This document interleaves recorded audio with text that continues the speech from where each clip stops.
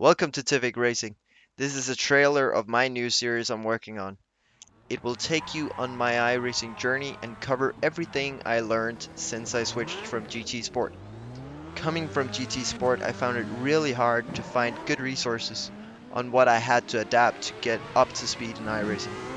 Stuff like ABS, should you use it or go for threshold braking? What's faster? How important is trail braking? Does traction control slow down your shifts like in GT Sport? Should you shift tires in a sprint race, and what about refueling? Stuff like this was hard to find an answer to, and if there are other things you're wondering about, just ask me, then I might bring it up in the next episode. Everyone loves showing off their good races, but I'll make it my mission to show off the good and the bad, crashes and victories. Oftentimes you'll learn more from mistakes than you do from success. There are races that I forgot to record, but I'll do my best to cover them too. I know when I was looking to start in iRacing, I would have loved to find someone who could show me what they know and what they have learned so far. It's always smarter to learn from other people's mistakes. It saves you a lot of time and frustration. My journey started in late 2019 when I signed up for iRacing. I must say I haven't looked back since. I loved GT Sport, but after I went in a real LMP3 racer around Le Mans Bugatti layout, I found out that the brake application used in GT Sport doesn't help you very much in real life. You're missing a key, if not the key factor, that can make or break a good real life racing driver. The braking in racing is so important and has been a specialist skill for many big legends of motorsport, such as Lewis Hamilton.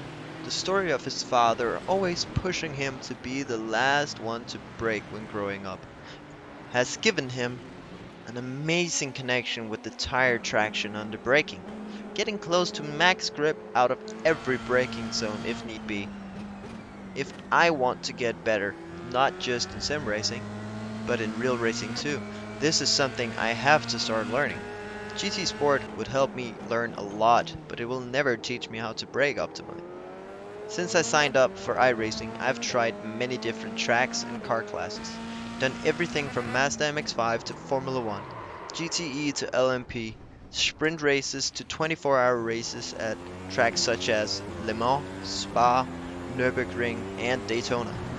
I have raced in iRacing official series and unofficial series like a national championship called DERC Season 2. I have loved it all, but not completed all of my 24-hour races, sadly. Back in GT Sport, I would be battling for the top spot in my nation, Denmark, in Nations Cup, usually being number one. I must say the competition in iRacing is of a higher standard. People practice a lot more. That's not to say that you won't be crashed into or spun off the track. It's still racing at the end of the day. Everyone makes mistakes and sometimes go for a gap that would never be there. With the damage model in iRacing, this at times can be super frustrating, and sometimes you won't even have a chance to avoid the race-ending contact. Most times, however, try and look back and see if there's anything you could have done differently to avoid the contact. This could be stuff like analyzing what kind of driver you have behind you. Is he super aggressive? Will he crash into you if you stay in front of him? Do you have to close the door super hard every time he thinks he's close enough? Or could it be beneficial to let him pass and hang on to his draft? Chances are he will crash the next guy and you can overtake the both of them. Or you can pressure him into making a mistake, hopefully, giving you a big enough gap so you don't have to worry about him anymore. Anyway, this series will also be tracking my safety and iRating gains and losses from race to race, so you can follow along that as well. I'm new to the video editing side of things, but I'll get the videos up as fast as I can and with as high quality as I know how. With all that said, Thanks for watching. Hope you liked the video, and don't forget to subscribe if you want to follow along with this series as new episodes arrive. I also make karting videos and other real life racing stuff. This was TWeK Racing.